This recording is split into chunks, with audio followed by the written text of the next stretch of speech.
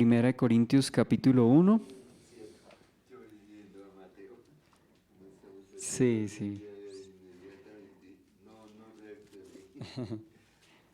Sí, yo comprendo. Bueno, vamos a Primera de Corintios capítulo 1.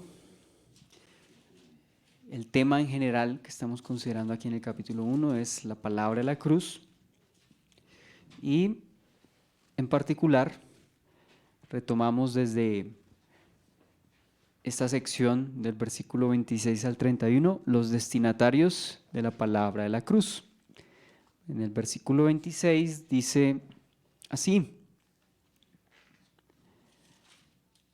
Pues mirad, hermanos, vuestra vocación, que no sois muchos sabios según la carne, ni muchos poderosos, ni muchos nobles.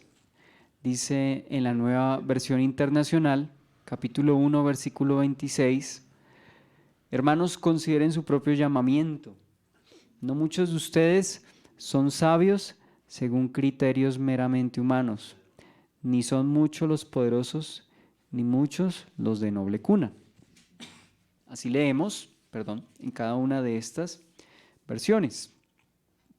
Entonces, decíamos que luego que el apóstol Pablo habla de la locura de la predicación como tal, es decir, el contenido del mensaje, ahora se referirá a aquellos que reciben esta palabra, la palabra de la cruz, ¿sí?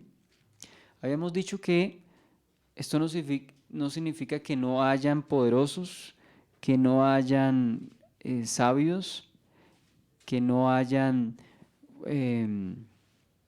personas de noble cuna. En los caminos del Señor sí los hay, pero son pocos en comparación con la mayoría de personas que se caracterizan por no cumplir los estándares o las expectativas de este mundo. ¿Qué hace que muchas de estas personas sabias, poderosas y nobles no vengan al cristianismo, a las cosas del Señor, a la vida cristiana? Bueno, habíamos dicho que hay prejuicios y hay comodidades materiales que de pronto hace que el ser cristianos pues les signifique para ellos desechar todas estas cosas, ¿sí? Su orgullo, bueno, todas estas cosas hace que las personas que son reconocidas en este mundo como sabias, poderosas o nobles, pues no se acerquen a los caminos de Dios. Habíamos citado algo que Celso, un hombre en el año 178 en una carta, escribió que los cristianos eran las personas más vulgares y sin educación que había. Ese era el concepto que tenían de los cristianos, ¿sí? Entonces, Rairi comenta también, no solo es el mensaje de la cruz locura para los que se pierden, sino que Dios usa a quienes serían comúnmente considerados locos, débiles y menospreciables para llevar este mensaje. Bien, entonces, al retomar, nosotros consideramos también el versículo 27. Recordemos que hay algunos términos que mirábamos en el original, en el griego, a ver qué significaban, para poder tener un poquito más clara la idea y el concepto que Pablo nos está transmitiendo por el Espíritu. Versículo 27 dice, sino que lo necio del mundo escogió Dios para avergonzar a los sabios, y lo débil del mundo escogió Dios para avergonzar a lo fuerte. Dice la Nueva Versión Internacional, pero Dios escogió lo insensato del mundo para avergonzar a los sabios, y escogió lo débil del mundo para avergonzar a los poderosos. Habíamos considerado la palabra escoger, escogió, del griego eklegomai,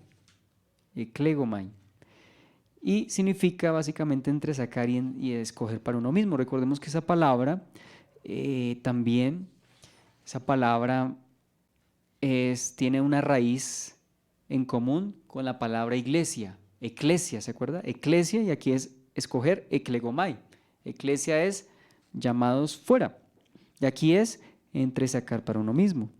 Y el término, como nos indica Mundo Hispano, habla de la acción de Dios y no la condición de los llamados. Es decir, escoger para sí mismo es por voluntad del que escoge, no por las cualidades o los atributos de quienes son llamados.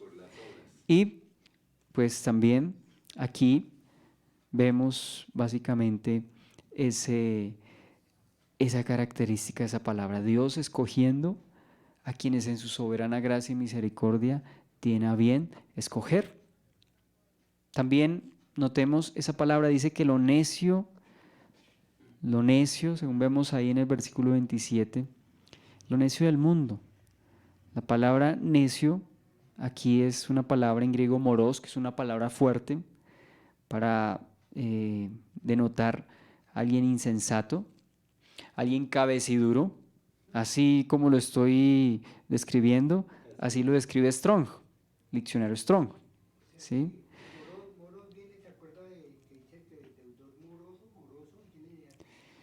Que si la palabra moroso, bueno, moroso para nosotros creo que tiene otra implicación, pero sí, una persona que debe, una persona morosa es una persona insensata, porque se acarrea deudas, se acarrea problemas, se acarrea que le cobren más intereses, etcétera. Entonces sí, pero no creo que tenga que ver con esta palabra directamente, moros, ¿sí?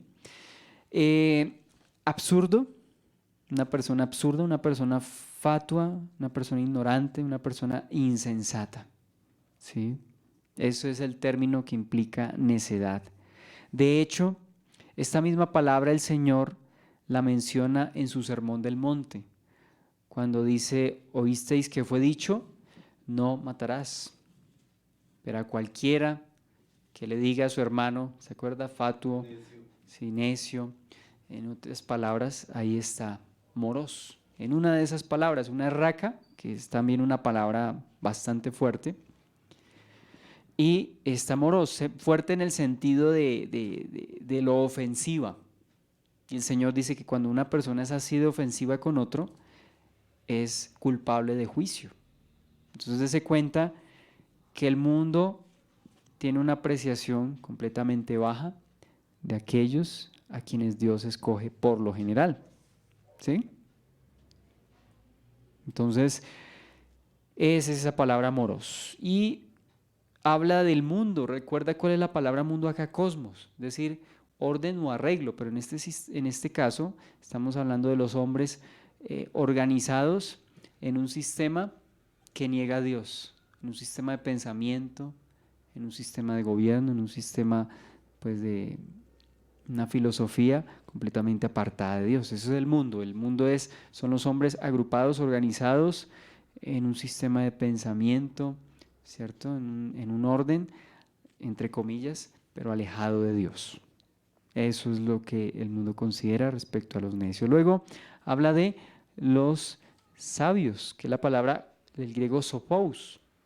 De ahí viene nuestra palabra filosofía o el nombre Sofía. Bien. Continuamos entonces, continuamos citando la siguiente palabra. Perdón. Lo débil. Y esta debilidad hace referencia a fragilidad física, ¿sí? En contraste con lo fuerte. De pronto pueda referirse en algún momento a fragilidad mental o una persona que no tenga, digamos, como ese carácter, esa personalidad que atraiga masas o que lleve a otros a seguirle la idea. Entonces aquí la debilidad principalmente se refiere a debilidad física y a esos escoge el Señor, a ese tipo de personas escoge el Señor. Hoy precisamente estaba escuchando un testimonio de Marcos Vidal, ¿sí? Y él mencionaba más o menos que Dios no escoge a los capacitados del mundo, por lo general, sino que escoge a aquellos que el mundo considera no capacitados para capacitarlos.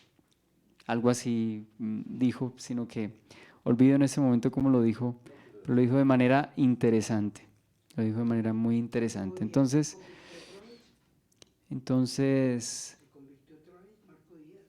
él está convertido, él siempre ha estado convertido desde que recibió a Cristo, ¿no?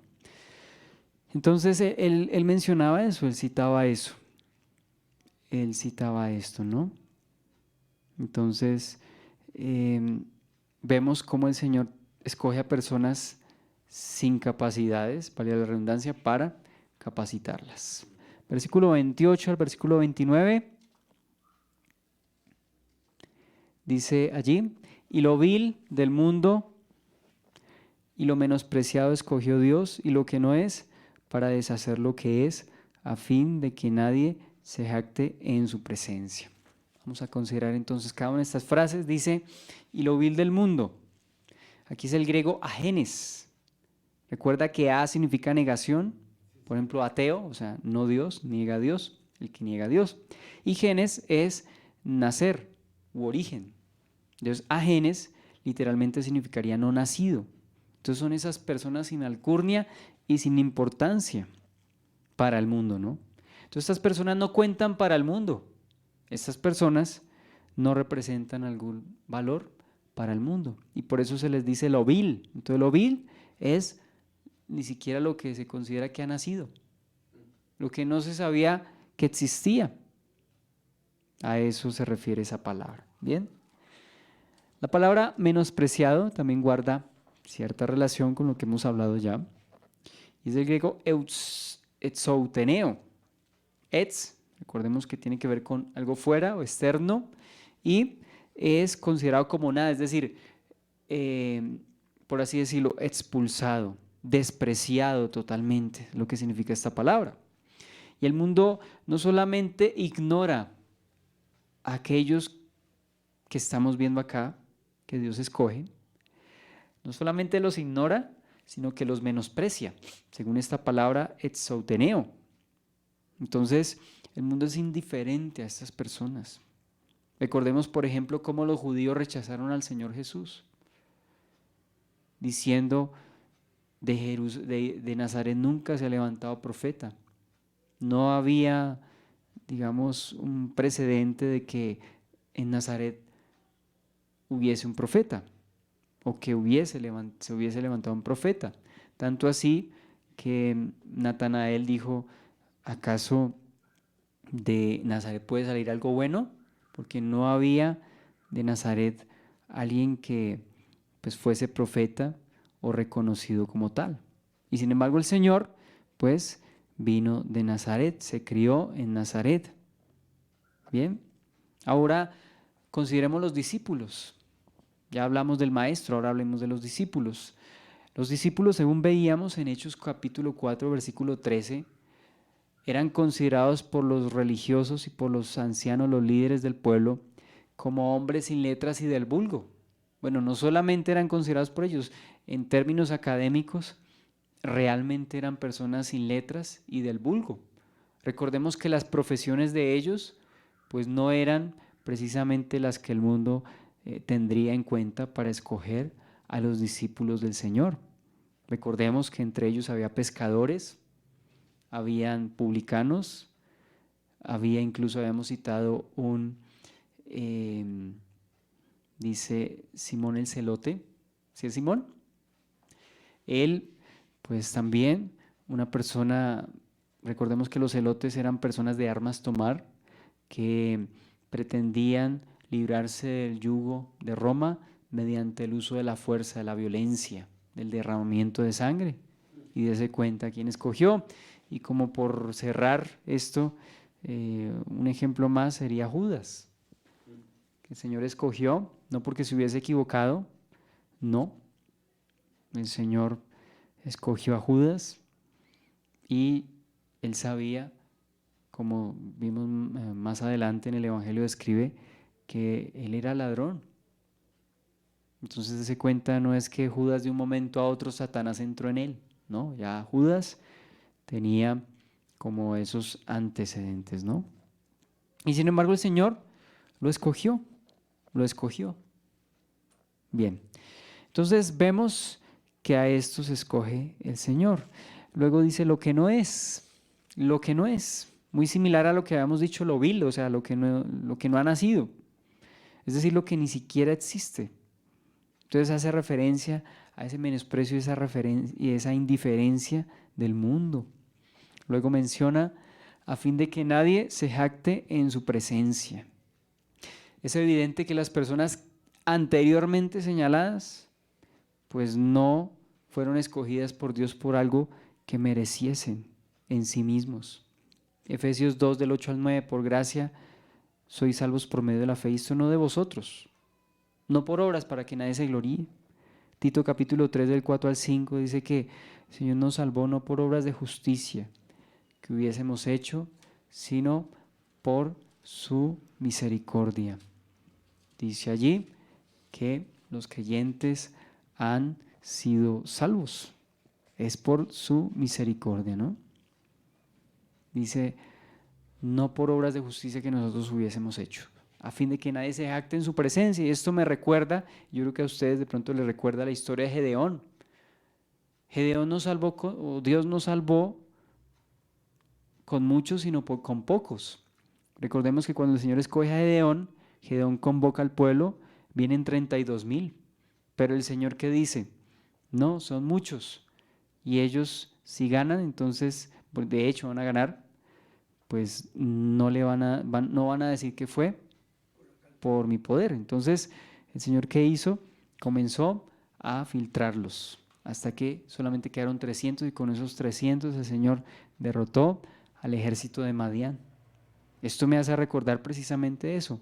El Señor escogió a unos pocos. ¿Para qué? Para que ellos no se jactaran y dijesen que fue por ellos. No, militarmente, físicamente era imposible que 300 pudieran derrotar a un ejército.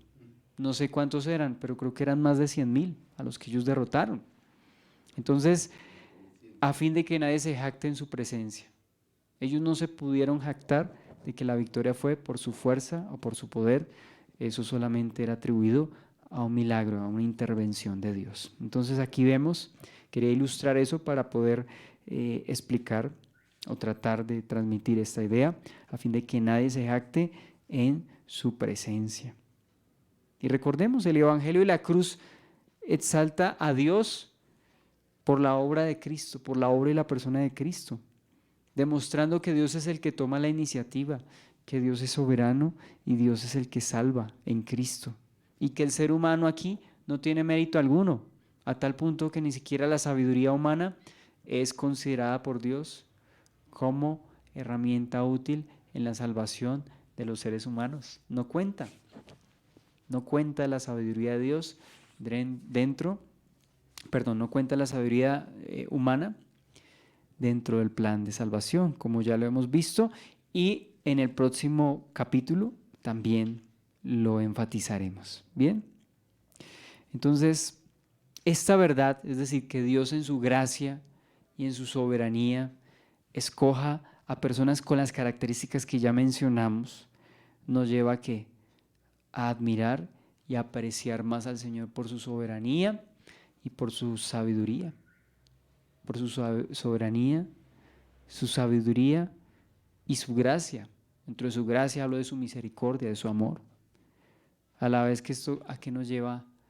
Nos lleva a ser más agradecidos y nos lleva a ser más dependientes. Porque si no depende de nosotros la salvación, entonces eso significa que tenemos que depender de Dios, que no podemos por nosotros mismos. Él mismo nos enseñó y nos dijo que separados de Él no podemos hacer nada. Ahora vamos a hablar de lo que Cristo es para el creyente. ¿Qué es Cristo para el creyente? Vamos a mirarlo a partir del versículo 30. Y vamos a detenernos un poco en esta sección ya terminando el capítulo 1. De hecho, hoy lo terminamos, pero quiero detenerme en el versículo 30 y el versículo 31. ¿Qué es Cristo para el creyente? Se nos contesta en el versículo 30. Mas por Él estáis vosotros en Cristo Jesús, el cual nos ha sido hecho por Dios sabiduría, justificación, santificación y redención. Para que nos quede más claro, voy a citar la Nueva Versión Internacional. Pero gracias a Él, ustedes están unidos a Cristo Jesús, a quien Dios ha hecho nuestra sabiduría, es decir, nuestra justificación, santificación y redención. Entonces, una vez se aclara que no hay razón para jactarnos, ahora Pablo está enfatizando que el creyente está en Cristo. Es muy importante lo que estamos, es una expresión o una frase que ignoramos, pero que varias veces Pablo menciona en sus cartas. Dice, mas por él estáis vosotros en Cristo Jesús. O sea, estar en Cristo, ¿qué significa? La Nueva Versión Internacional nos lo aclara. Unidos a Cristo. Habla de eso, unidad. Nos habla de unidad, adherencia a Cristo, comunión. Pero sí, señor, ese es un resultado más bien. La comunión es un resultado de estar unido a Cristo. Pero mi pregunta es, gracias a Dios, sí señor, acabamos de mencionar, a fin de que nadie se jacte en su presencia. Los méritos se los lleva el Señor. Sí señor. Mas por él estáis vosotros en Cristo Jesús. Estar en Cristo hace referencia a la unidad con Cristo. Y pregunto, ¿cómo es posible esa unidad con Cristo? Según el Evangelio, particularmente el libro de los Romanos, se está en Cristo por la fe en Jesucristo. Por la fe en Jesucristo. Entonces estamos unidos a Cristo por la fe. Desde el punto de vista soberano de Dios, estamos unidos a Cristo por su soberana gracia, por su favor inmerecido. Pero para que eso tenga efecto, o sea, desde el punto de vista de nosotros como hombres, Dios es el que escoge, pero nosotros desde nuestra posición tenemos esa unidad con Cristo por medio de la fe. Dios ha determinado que nos unimos a Cristo por la fe, no por obras, no por méritos. Ya lo acabamos de descartar a lo largo de toda esta sección. Hemos visto que así es, no es por mérito. No hay otra manera de que estemos unidos a Cristo sino por la fe. Es decir, eso no depende de sentimientos, no depende de acciones, no depende de legalismo. No estamos unidos a Cristo porque hacemos parte de una membresía en una iglesia. Más bien, la membresía en una iglesia es el resultado de la unión con Cristo. Y no estoy refiriéndome solamente a asistir a un lugar, porque el ser miembros en sí, es decir, miembros físicos, no nos hace miembros del cuerpo de Cristo realmente. De pronto nos haga miembros de un lugar, pero más allá de ser miembros de un grupo, de un grupo, estamos unidos a Cristo y por consiguiente a su cuerpo. ¿Cómo es esa unión? ¿O por medio de qué? Por medio de la fe. Los reformadores y los siervos de Dios nos han explicado, nos han enseñado, nos han aclarado desde la Reforma que la fe es el instrumento o la mano con la cual nosotros nos aferramos a esa promesa, como Arthur Pink lo dice en su libro que tiene por título La justificación, la fe. Entonces es ese brazo, o más bien es la mano que se aferra a esa promesa. Entonces quería aclarar eso. Dice, por el cual estáis vosotros en Cristo Jesús, unidos a Cristo, más por Él. Estamos enfatizando que es por la soberanía de Dios, ¿cierto? Pero, ¿cómo nos aferramos o cómo nos asimos? ¿Cómo nos adherimos a esa verdad? Por la fe en Cristo. Pero siempre enfatizando, porque el versículo 30 comienza enfatizándolo, que es por Él. ¿Por quién? Por Dios, que estamos unidos a Cristo. Pero ¿de qué manera nosotros, formalmente por así decirlo, desde el punto de vista de nuestra responsabilidad, nos adherimos a Cristo? Por la fe. Ahí en el siguiente, en el 2.5 dice, ahí lo aclara clarito. 2.5. Dice 1 Corintios 2.5, para que vuestra fe no esté fundada en la sabiduría de los hombres, sino en el poder de Dios. Nuestra fe, nuestra confianza. Bien, entonces vemos que es por Él, por Dios soberanamente, que estamos unidos a Cristo. estamos unidos a Cristo. Alguien dirá, bueno, al fin, ¿qué es por Dios o es por la fe que ponemos en nuestro Señor Jesucristo? ¿No? Dios soberanamente escoge y llama, ¿cierto? Pero el ser humano debe, como responsable que es delante de Dios, aferrarse a Cristo por la fe. Dios escoge soberanamente, o sea, por encima de nuestra elección está la soberanía de Dios. Y por consiguiente, si Él pone el querer como el hacer, entonces Él es el que nos da vida, vida espiritual. Y al tener vida espiritual podemos ejercer fe o poner nuestra fe en la persona del Señor Jesucristo. ¿Sí se da cuenta? Quiero aclarar todo esto para que no queden cabos sueltos. Entonces, en primer lugar, decimos que es por la soberanía de Dios. Y Dios, ejerciendo su soberanía en nuestras vidas al otorgarnos salvación, nos capacita, ¿cierto?, para poner nuestra fe en el Señor Jesucristo. Es lo que estamos leyendo, ¿no? Si fuera por nuestra decisión unilateral, pues entonces el mérito sería humano, porque fui yo el que tomé la iniciativa de acercarme a Dios, pero la Biblia enseña otra cosa. Ahora, tampoco estoy diciendo, o tampoco estoy, digamos, enseñando que sencillamente esperemos de manera negligente a que Dios nos escoja, o que yo sienta que Dios me llamó, ¿cierto? No, el ser humano debe ejercer fe y esto es independientemente de sus sentimientos. La fe involucra sentimientos, pero los sentimientos en sí, por sí solos, no deben ser nuestra confianza. Claro, cuando una persona se arrepiente y viene a Cristo, expresa dolor, ¿cierto? Expresa emoción. Claro, porque Dios no contrición, expresa precisamente todas estas cosas. Porque mire, precisamente por eso dice por ahí un pasaje, uno dice, no, yo estoy buscando a Dios, nadie busca a Dios, es Dios el que lo coge a uno. Sí, Señor. Sí, Señor. Bueno, Dios nos escoge, pero nosotros tenemos la responsabilidad de buscarle, responder, digamos, a esa vida que Él nos ha dado. Señor. Que la fe es un don de Dios. Correcto, la fe es un don de Dios. Pero el hombre debe ejercer ese don. El hombre debe ejercer ese don. Lo está despreciando. Correcto. Entonces, una persona que realmente ha sido salva ejerce la fe que Dios le ha dado. Sí, Señor. Yo creo que con esto hemos aclarado y despejado toda duda o toda mala interpretación. Espero que así sea. Entonces, una vez se aclara que Dios en su soberanía y por su gracia y su poder, al permitir que estemos unidos a Cristo por la fe, ¿sí? Es decir, su soberanía primeramente, pero recordemos, la mano es que se aferra a esa promesa, es nuestra fe.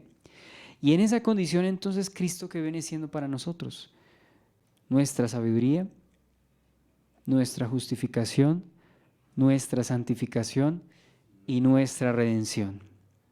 Repito, Cristo es para quienes están unidos a Él por Dios, por la soberanía de Dios. ¿Qué es Cristo para los que están unidos a Él por la soberanía de Dios? Cristo es su sabiduría, Cristo es su justificación, Cristo es su santificación y Cristo es su redención. Vamos a desglosarlo de a poquitos para que esto nos quede claro y espero que así sea. Partain Rips explica lo que acaba de decir de la siguiente manera, abro comillas.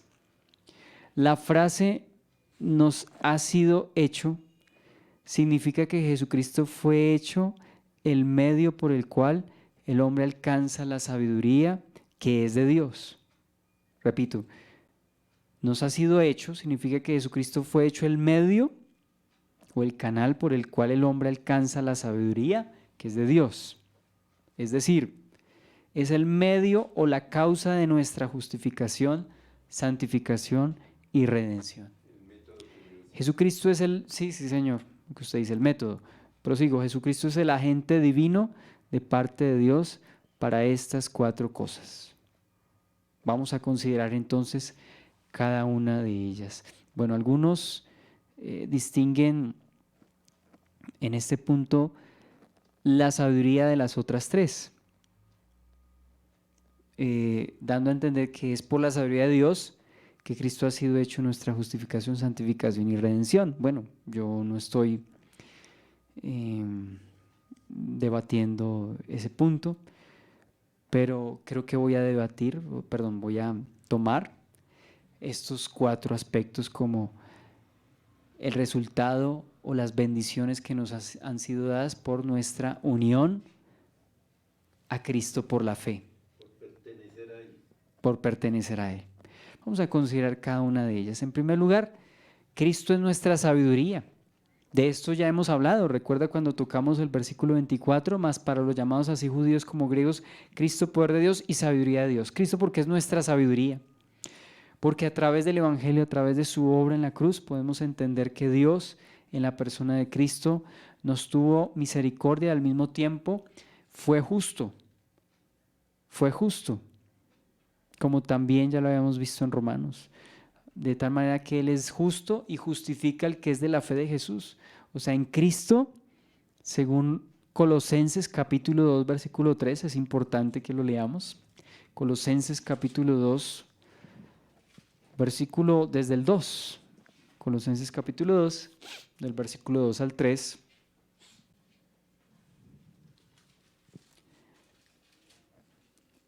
Para que sean consolados sus corazones, unidos en amor, hasta alcanzar todas las riquezas del pleno entendimiento, a fin de conocer el misterio de Dios el Padre y de Cristo, en quien están escondidos todos los tesoros de la sabiduría y del conocimiento.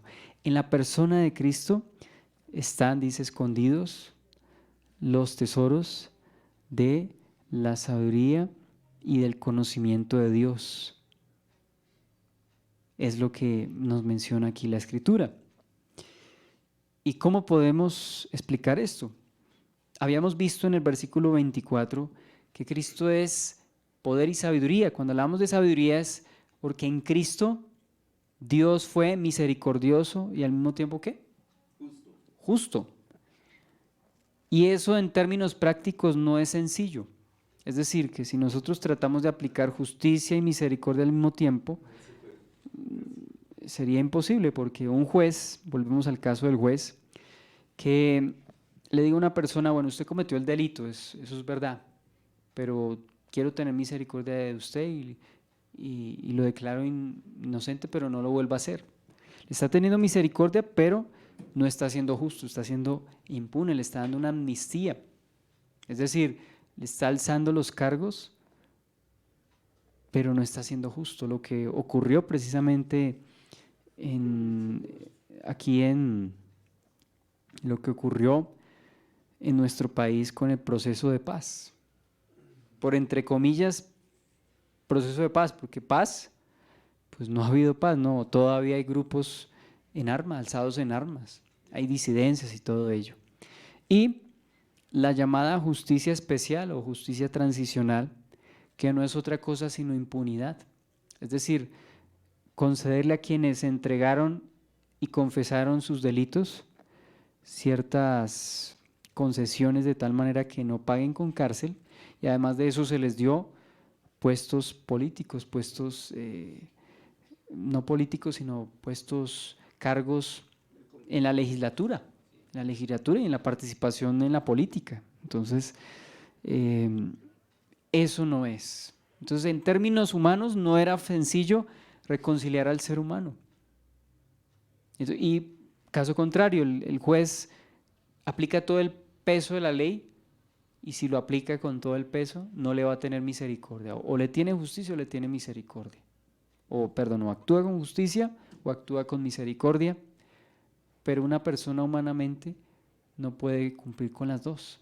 Mientras que en Cristo ocurrieron las dos cosas. Dios es justo porque por medio del sacrificio expiatorio, la expiación, que es el medio por el cual Dios castiga los pecados en la humanidad, en la persona, en el sacrificio de Cristo Jesús, castiga todos los pecados. Cristo es el cumplimiento pleno de todas esas figuras y símbolos del Antiguo Testamento, como lo eran los sacrificios de animales.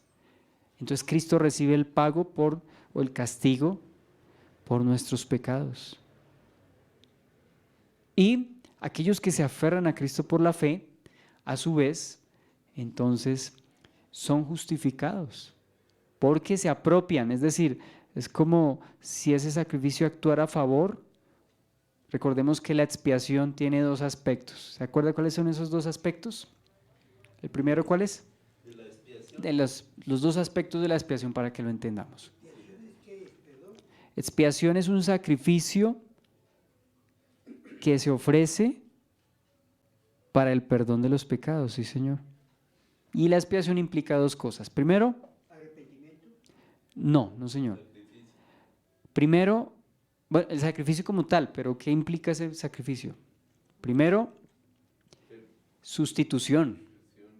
Sustitución, es decir, que muere Cristo en lugar del pecador y Dios recibe o acepta ese sacrificio en lugar del pecador, porque el pecador se aferra a ese sacrificio por la fe.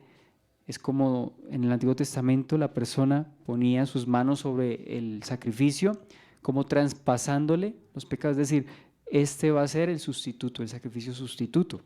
Cristo se ofreció en propiciación, en expiación, en sacrificio sustituto. Entonces el primer aspecto de la expiación es sustitución. El otro, que ya... No, volvemos a lo mismo. ¿Qué es expiación? Hoy los dos aspectos de la expiación. Identificación y... ya lo soplé. Y sustitución. Sustitución e identificación. E identificación. Claro, porque si no hay identificación, entonces ese sacrificio no se toma para la persona. ¿Sí? Si no hay identificación, es decir, si yo no reconozco que el sacrificio de Cristo fue hecho en mi lugar, si no me identifico con ese sacrificio, entonces no es valedero, o sea, no aplica para mí. No es que no sea útil o válido y perfecto el sacrificio de Cristo, lo es, pero en cuanto a mí se refiere, no sería efectivo si yo no creo al identificarme con ese sacrificio. Entonces, por eso dice que es nuestra sabiduría. Cristo es nuestra sabiduría, es decir, Él nos ha dado salvación a través de su sacrificio, porque estamos viendo, ese es el contexto que estamos viendo, el sacrificio, la palabra de la cruz.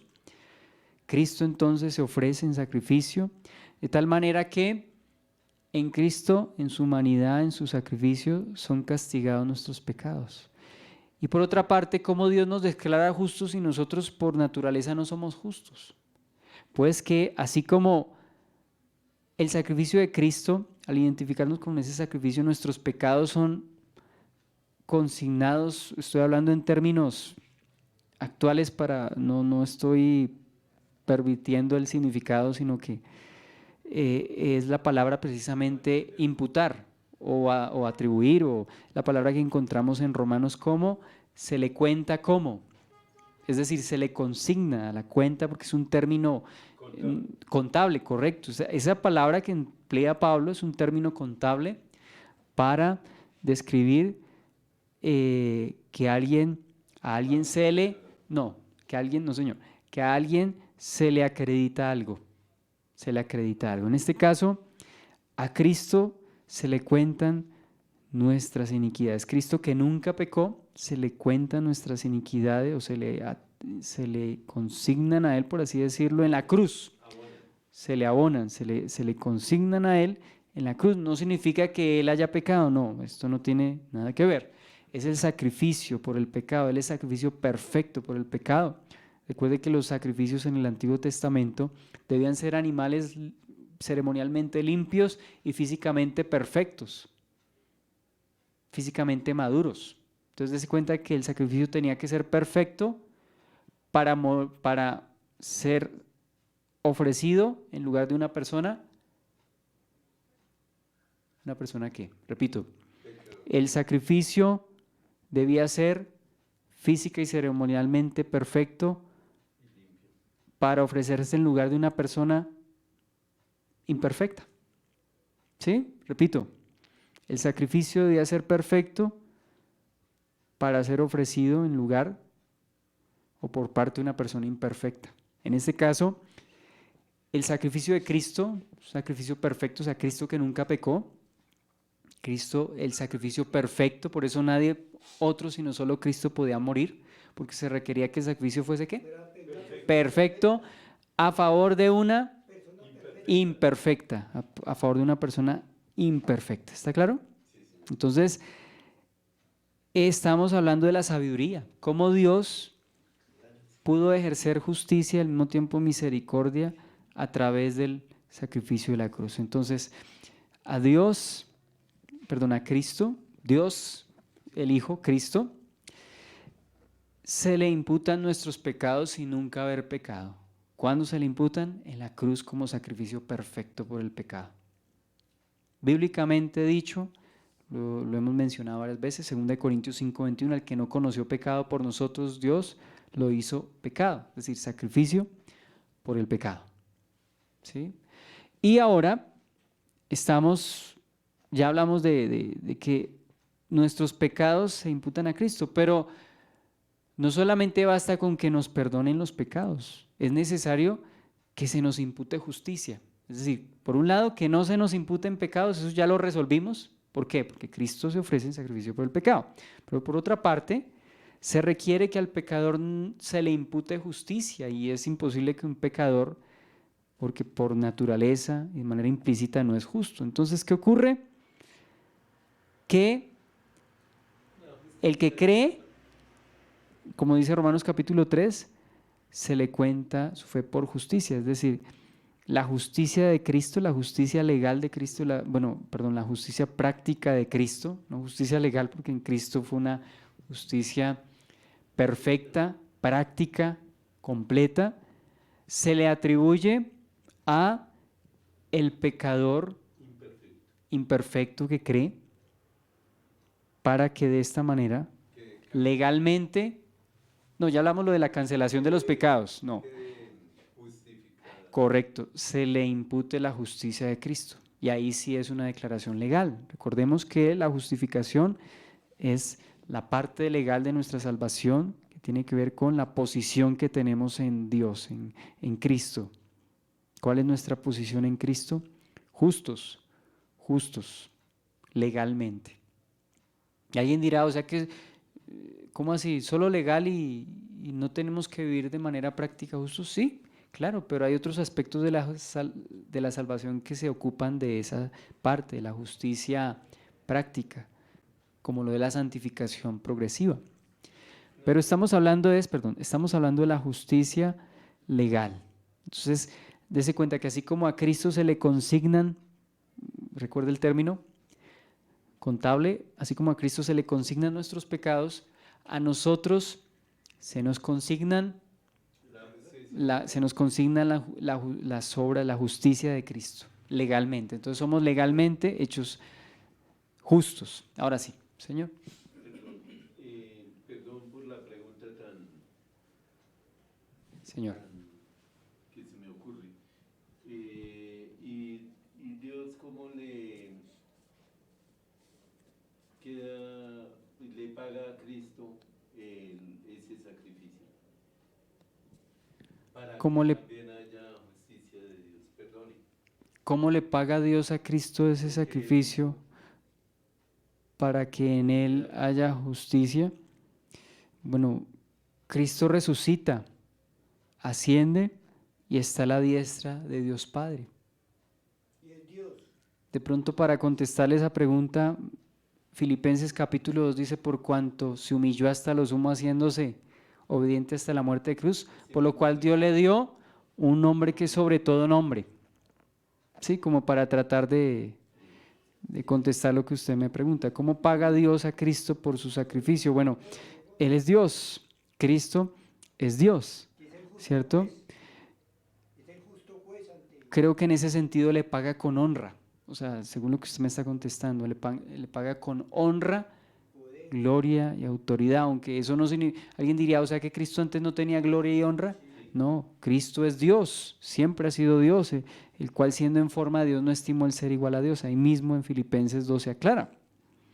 Entonces, solo que ahora su gloria es aún más vistosa ante nosotros, porque vemos que el justo se entregó por los injustos y tiene un nombre que es sobre todo nombre, digno de ser adorado y reverenciado. Toda potestad le ha sido dada en el cielo y en la tierra a Dios el Hijo.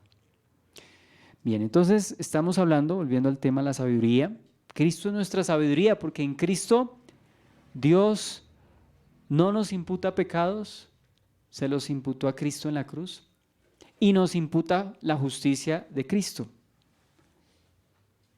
¿Cuál justicia de Cristo? Bueno, Cristo es Dios, Dios es justo. Al ser justo, vive en la tierra de manera justa. Se sometió a la ley y vivió de manera perfecta a la ley. Por consiguiente, la justicia de Cristo nos es imputada y legalmente la tenemos. Dios nos ve en Cristo justos porque estamos unidos, recordemos al principio del versículo, estamos unidos a Cristo. ¿Bien? Entonces, recordemos lo que dice Romanos 3:26 para terminar este punto de que Cristo es nuestra sabiduría. Romanos 3:26 dice: con la mira de manifestar en este tiempo su justicia, a fin de que Él sea el justo y el que justifica el que es de la fe de Jesús. Es decir, que su justicia no quede comprometida por justificar al impío que cree. ¿Está claro? Y alguien dirá, ¿cómo hacía el impío que cree? Más adelante, Romanos capítulo 4 también lo dice.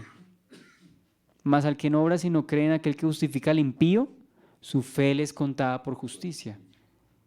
¿Quién es el que cree en aquel que justifica al impío? ¿Quién es el que está creyendo ahí en aquel que justifica al impío? El pecador. El impío, el impío. O sea, estamos casi que contestando de manera redundante, pero para que nos quede claro. ¿Quién es el que cree en aquel que justifica al impío? Pues el impío que cree. ¿Sí? Bien. Perdón, usted no creo que Filipenses 12. Filipenses 2. ¿Qué dice? ¿Qué es lo que dice?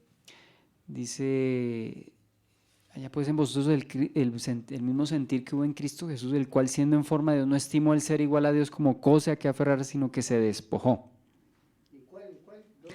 Desde el versículo, creo que es desde el 12, lo que pasa es que no lo tengo aquí a la mano.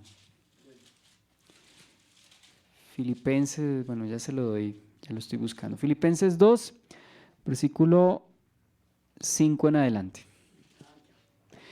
Bueno, entonces, ¿está claro cómo es que Cristo es nuestra sabiduría?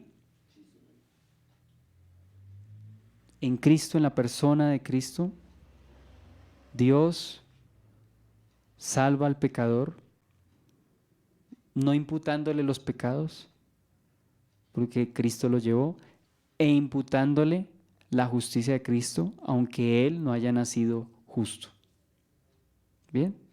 Prácticamente como que nos imputa la misma vida de Cristo. Nos imputa la vida de Cristo. Estamos hablando de ese término legal. Creo que la mayoría de estos aspectos, creo que yo difiero en los comentaristas en estos 4 puntos, en algunos. ¿Por qué? Porque algunos confunden aquí la parte práctica con la parte legal. Pero creo que aquí específicamente el Señor se está enfocando, tanto cuando hablamos de sabiduría, justificación, santificación y redención, estamos hablando de la parte de la Obra perfecta de Cristo. posicional, producto de la obra, el pago de Cristo a favor del pecador. Entonces, cuando aquí habla de la santificación, creo que no se refiere, no la estoy descartando, pero creo que no se refiere aquí a la santificación progresiva, porque la santificación progresiva es por el Espíritu, Es posible. por el Espíritu. Sí, recordemos que ya habíamos hablado de 2 aspectos de la santificación, la posicional Y la legal. por la obra de Cristo y la progresiva ¿por medio de quién? Por medio del creyente. No sé. Si la posicional es por la obra de Cristo, la progresiva es por la obra de quién? De Dios. Por la obra de Dios De en, Dios en el creyente. bueno, Aplicada al creyente. no, en el Espíritu. Espíritu Santo es el que, por eso es el Espíritu Santo, el que santifica. Correcto. Para que quede claro lo que estoy diciendo, versículo 11 del capítulo 6 de 1 Corintios, solo voy a leerlo, dice, mas ya habéis sido justificados en el nombre del... Dice, ya habéis sido santificados, ya habéis sido justificados en el nombre del Señor Jesús y por el Espíritu de nuestro Dios. Entonces, creo que aquí habla de la santificación. En el nombre del Señor Jesús, santificación posicional. Y el otro aspecto, para que no quede por fuera, por el Espíritu de nuestro Dios, santificación progresiva. ¿Sí? Bien.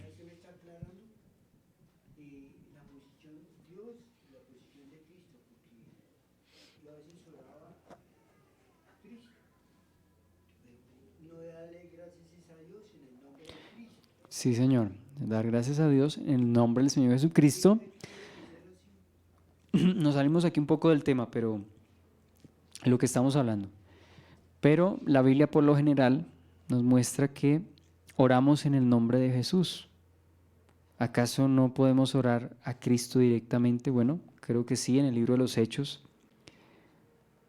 Pablo, por ejemplo, habla, dice, Señor, ¿cierto? Yo consentí, en algún momento cuando estaba hablando con el Señor, yo consentí en la muerte de Esteban, tu testigo. O sea, Esteban era testigo de Cristo. ¿Con quién estaba hablando Pablo? Creo que estaba hablando con el Señor Jesucristo. Ahora, por supuesto que eso fue así cuando se encuentra con él en el camino a Damasco. ¿Bien? Pero en la Biblia el modelo por lo general es oramos a Dios en el nombre del Señor Jesucristo.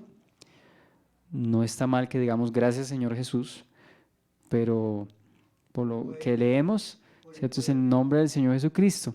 Ahora, orarle al Espíritu Santo. Aquí sí creo que la Biblia nos muestra es que oramos es en el Espíritu, por el Espíritu de nuestro Dios. Él nos capacita.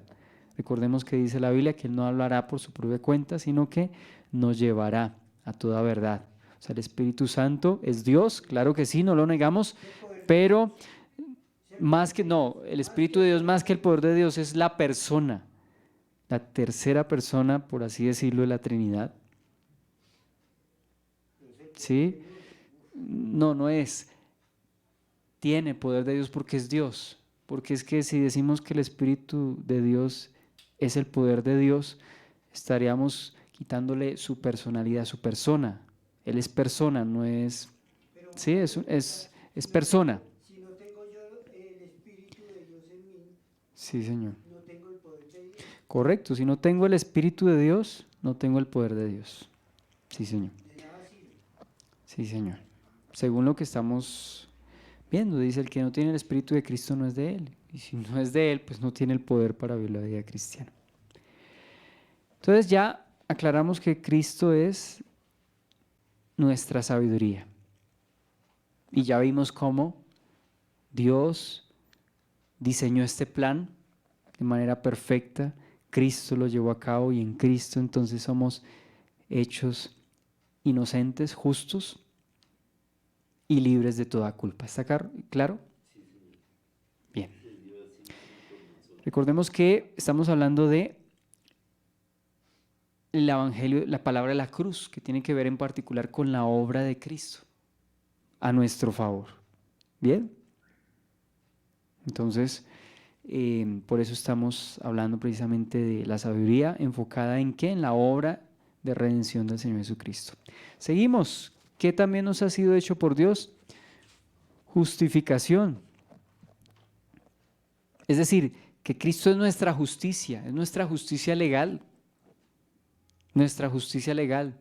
De la misma manera, no sé cómo será en el caso de un interno, de un preso, pero cuando ya el juez o la autoridad legal le declara inocente, o por lo menos que ya no debe nada legalmente hablando, entonces creo que se le da un paz y salvo, se le debe dar un documento, algo que declare su inocencia. Entonces, cuando decimos que Cristo es nuestra justicia, Él es nuestra inocencia, Él es nuestra justicia, Él es legalmente el que nos ha dado esa posición. ¿Cómo lo vemos? En Romanos 3 del 22 al 26. Romanos 3 del 22 al 26. Señor. No lo sacan de la cárcel hasta que no muestre el pase y salvo. Sí, hasta que no tenga el paz y salvo, No lo sacan. no, el guardia o el que está allí, La boleta ¿cierto? libertad. No, hasta que no le dé la boleta de libertad, ¿cierto? La persona no sale. Dice, culmina 3:22 dice la justicia de Dios por medio de la fe en Jesucristo. Ya eso lo hablamos al principio del versículo 30, ¿recuerda? Dice que la justicia de Dios viene por medio de la fe en Jesucristo para todos los que creen en Él, porque no hay diferencia. Hablamos de la soberanía. Aquí Pablo se está enfocando en cómo es la justificación, ¿sí? Siendo justificado, dice versículo 23, por cuanto todos pecaron y están destituidos de la gloria de Dios. Versículo 24, siendo justificados gratuitamente por su gracia mediante la redención que es en Cristo Jesús. Ese término redención también lo vamos a ver, es la misma palabra apolutrosis que aparece acá, es la misma que está allá en 1 Corintios. Entonces vamos a ver estos pasajes de manera paralela en 8 días, si Dios lo permite. A quien Dios puso como propiciación o sacrificio de expiación por medio de la fe en su sangre, para manifestar su justicia a causa de haber pasado por alto en su paciencia los pecados pasados, con la mira de manifestar en este tiempo su justicia a fin de que Él sea el justo y el que justifica al que es de la fe de Jesús. Es lo que estamos entonces considerando aquí. Entonces, en el Evangelio la justicia de Dios se ha manifestado y consiste en ¿qué? En la fe en Jesucristo, a quien precisamente Dios puso como sacrificio de expiación, sustituto, ¿se acuerdan? Nos identificamos con ese sacrificio, como si hubiésemos sido nosotros los que morimos allí. Por eso dice, con Cristo estoy juntamente crucificado. Es decir, me uno, me identifico con Cristo, ¿sí? Entonces, de esta forma, declara legalmente justos y sin culpa a aquellos que creen. Esos dos aspectos son importantes y no los podemos separar. Justos y sin culpa, porque no es solamente que la persona no haga algo malo, sino que haga lo bueno, ¿sí? Sí, por ejemplo, es como un muchacho que diga, mami, no hice daños en la casa mientras no estuviste. Sí, pero tampoco cumplió con sus deberes. Tenía que hacer las dos cosas. Uno, no hacer daños, y dos, cumplir con sus deberes. Entonces aquí al creyente se le imputa justicia y también inocencia. ¿Cuál justicia se imputa? La de Cristo. Se atribuye la justicia de Cristo, se le consigna, se le abona. Es que abono aquí en nuestros términos es como una cuota inicial, algo incompleto, no. Aquí cuando hablamos de un abono es un abono completo, se le abona la justicia de Cristo legalmente, ¿sí?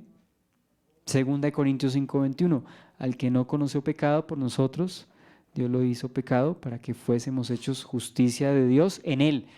Vea otra vez la palabra, en Él, o sea, según lo que ya hemos visto. por medio de la fe en Él.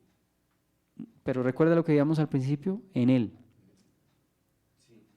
O sea, ¿qué implica en Él? Justicia de Dios en Él. Que Él es justo. No, no sé, en Él. En Él. La unidad. Unidad, ¿cierto? ¿Qué es lo que estamos hablando? Somos justos en unidad con Cristo, porque Cristo es nuestra justicia, ¿bien? Entonces vamos a orar y proseguimos próximamente si Dios permite. Señor, gracias por tu gloriosa palabra, gracias por tu evangelio poderoso, la palabra de la cruz. Señor, que amemos, valoremos, glorifiquemos tu nombre, Señor, por este sacrificio tan maravilloso, por esta obra maravillosa que has hecho por nosotros a favor de los creyentes. Te bendecimos, te glorificamos, te exaltamos, Señor, por tu obra perfecta, completa en la cruz, Señor. Gracias, Señor, por todo lo que has hecho a nuestro favor.